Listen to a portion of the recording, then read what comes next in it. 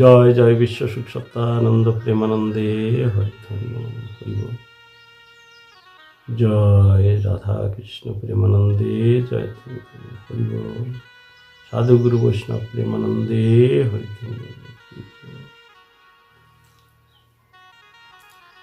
ঠাকুরের সকল ভক্তবৃন্দ, আপনাদের শ্রীচরণে জানাই আমার ভক্তির প্রণাম। সকলেই ভালো আছেন। মনে হয় আপনাদের মুখের দিকে চেয়ে মনে হচ্ছে আপনারা খুবই আনন্দে আছেন। প্রভুর করুণা আপনারা পেয়েছেন, তাই আপনাদের দিকে তাকিয়ে, তাই না? ফুল বাগানে গেলে যেমন ফুল গাছের দিকে, ফুটন্ত ফুলের দিকে লক্ষ্য করলে যেমন মনে আনন্দ আসেন, তেমনি আপনাদের ওই মুখপদ্মগুলো দর্শন করলে, তাই না, আপনাদের মুখ বা চোখ এগুলো দেখলে পরে মনে হচ্ছে আপনারা অনেক আনন্দে আছেন। ঠাকুরের সেই ফুটন্ত বাগিচা, ফুটন্ত ফুল আপনারা, তাই আপনাদের চরণে বারবার প্রণাম করি আমি। যাই হোক, যে কথা বলতে যাচ্ছিলাম, ঠাকুর সত্যানন্দের তখন নরনারায়ণ সেবাশ্রম শুরু হয়েছে। ভক্তবৃন্দ তেমন একটা আসে না, খুব কম আসে। ঠাকুর ওই বট গাছের গোড়ায় একা একা দাঁড়িয়ে আছেন। এখন ৪৫ নম্বর গ্রাম থেকে কয়েকজন মেয়ে ছেলে, মায়েরা, তারা ভাবলেন চল যাই, কোন পাগলা নাকি এই জায়গায় আইছে, পাগলা সাধু, দেহে আসি, চল। সঙ্গীগণকে বলছে, তা বলে যে চলো যাই। আসছেন দেখতে, এসে দেখেন ঠাকুর দাঁড়ানো। ঠাকুরকে দেখে ভক্তি হচ্ছে না, আলগা গায়ে, ছোট্ট একটু কাপড় হাঁটুর উপরে পরা, মানুষ কালো, এসব দেখে ওনাদের ভালো লাগে নাই বেশি। ইয়া গোসাই দেখতে আসলাম, তা সে গোসাই কইয়া, গোসাই খুঁজে পাচ্ছে না। তখন ঠাকুর বলছেন, কি হয়েছে মা? তাই আইসালাম, কোন পাগলা গোসাই বলে আইছে বাংলাদেশেরতে, একটু দেখতে আইছিলাম। কয়তো দেখো নাই? বলে গোসাই কেটা বুঝতে পারতেছি না। কি হয়েছে তাই কও? তুমি গোসাই, তাই না? ঠাকুর একটু হাসলেন। তার সেই ভুবন মোহন হাসি দর্শন করে ভক্তদের কাজ হয়ে গেছে। একেবারে যেন বিক্রি হয়ে গেলেন। কেমা তোকে বাড়ি কনে? হ্যাঁ, বললো বাবা আমাদের বাড়ি ৪৫ নম্বরে। ৪৫ নম্বর? কত দূরে? আচ্ছা দূর।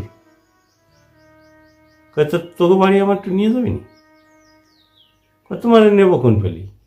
ও কেন, কোলে হইরে নবী, কোলে করে নিয়ে যাবি, কোলে হইরে নবী। হয় তুমি অত বড় পেটা মানুষ, তোমার কোলে এরা যায় নাকি? কেন, বড় পেটা না তুমি? ও তাই, ঠিক আছে। ঠাকুর ভাবছেন তখন যে কত লোক আমাকে কোলে করতে ছুটে আসে, আর আমি কোলে উঠতে চাইলেও আমাকে কোলে নেয় না। এই হচ্ছে মানুষ, মানুষ বোঝে না তো। কোলে উঠতে চাইল মানে কি, একটা সন্তান দেবেন, মানুষ নিতে চাইল না। যাই হোক, তোমার আমি নয়ে যাবার ব্যবস্থা করতেছি। আমাকে গাড়ি আসবে না বাজারে, হাটে আসবে না, ওই সেই গাড়িতে ওইটা যাইয়ে নেই, আমি করে দেবানি। যাই হোক, তিনি বাড়ি গেলেন, হাটে গাড়ি আসলো। গাড়ি আসলে পরে সেই গাড়িতে ঠাকুর সত্যানন্দকে সেই ছেলেটা এসে বলল, গোসাই কেটা তুমি? তোমাকে এই জায়গা সে আসো যাবা বলে ৪৫ নম্বর এই যে গাড়ি পাঠাইছে। হ্যাঁ আমি একটু যাবো। কোথায়? ওঠো। বসছে, উঠে ৪৫ নম্বরে পৌঁছে গেলেন। তখন স্নান করার সময় প্রায় হয়েছে। কয়, বাবা তুমি আইছো?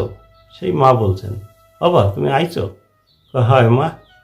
তুই ডাকি আসলি না, গাড়ি পাঠায় দিছিস আর ওই জন্যে আইছি। ঠিক আছে, তাহলে নাই আসো, অর্থাৎ চান করে আসো, স্নান করো। হ তেল নই আয়। তখন ওই তেল নিয়ে আসলেন, তেল আনি হাতে দিয়েছেন, জামাটা খুলেছেন, জামা খুললে দেখেন পিঠে একটা বিরাট ক্ষত। তো বলে, বাবা তোমার পিঠে কি হয়েছে? ও কিছু না। এর মধ্যে ওই স্বামী বাড়িতে আসছেন। তা স্বামী বাড়িতে আসলে বলছে, শুনছো, এদিকে আসো দি শিগগির, ঠাকুরের পিঠে কি হয়েছে দেখো দি। উনি এসে দেখলেন যে একটা ক্ষত। কোথায় তোমার পিঠে এত বড় ক্ষত হলো কি করে? কেন তোর মনে নাই? ওই যে ওড়াকান্দিতে বসে তুই ডাঙ্কা পিটাচ্ছিলি, মনে আছে? আর আমি কাশ পিটাচ্ছিলাম, তখন ওই তোর তাল নষ্ট হয়ে গেছে আমার, অমনি সাথে সাথে আমার ডাঙ্কার কাঠি দিয়ে বাড়ি দিছিলি না, এই যে সেই কত। সে কি আজকে নাকি? সে তো কত 30-35 বছর হয়ে গেছে। তো হয়েছে তো। তখন তো তোমার নাম ছিল সতীশ পাগল। তুমি এখন সত্যানন্দ হয়েছ কোন পেটে? কইছে গুরু নাম দিয়েছে, সত্যানন্দ কয়ে দিয়েছে। তো ঠিক আছে, তুমি স্নান করো। তোমার পিটিয়ে কি হয়েছে, এই একটা সমস্যা। তো কেউ কিচ্ছু হয়নি, তুই একটু তেল আন, তেল এনে একটু ডলা দিতে সেখানে উঠে যাবে না। তেল এনে ডলা দিল, সাথে সাথে ঠিক হয়ে গেল। আমরা ঠাকুরকে খুঁজে পেতে, তাই না, ভগবান শ্রীকৃষ্ণকে যেমন আমরা খুঁজে পেতে এখানে যাই সেখানে যাই, দেখেছি তার এই পদচিহ্ন, ধ্বজা বজ্রাঙ্কুশ, এসব কত কিছু চিহ্ন তার কাছে, তাই না? পঞ্চসূক্ষ্ম পঞ্চদীর্ঘ ষড়ুন্নত সপ্ত রক্ত ত্রিহ্রস্ব পৃথু গাম্ভীর্যম দাত্রিংশ লক্ষণম ভগবানম। আমরা যেমন ঠাকুরের 32টা লক্ষণ দেখতে পাই, এও একটা লক্ষণ। কবে এই মারামারি হয়েছে, আর সেই মারামারির চিহ্ন এখন দেখালেন ভক্তকে, আবার তেল ডলার সাথে সাথে সে চিহ্ন নেই। এগুলো কি সাধারণ মানুষের দ্বারা এইসবগুলো হয়? অসাধারণ মানুষ। যাই হোক, ঠাকুর সেবা শান্তি করলেন, সেখানে সেবা শান্তি করে আবার গরুর গাড়িতে করে ঠাকুরকে পৌঁছে দিয়ে গেল। এই হলো ঠাকুরের কৃপা। কৃপা করে তিনি ভক্তের সন্তান হয়ে কোলে উঠতে চাইলেন, কিন্তু ভক্ত নিতে সাহস পেল না। তাই যদি ভগবান আমাদের সামনে, তাই না, এসে দাঁড়ায় যে আমি রাধাকৃষ্ণ, এই বাসি টাসি নিয়ে যদি আসে, আমরা মানব ভগবান বলে? মানব না। সেই জন্যে গুরুরূপে আমরা ভগবানকে ভজনা করি এবং গুরুরূপেই তার কৃপা করুণা আমরা পাই।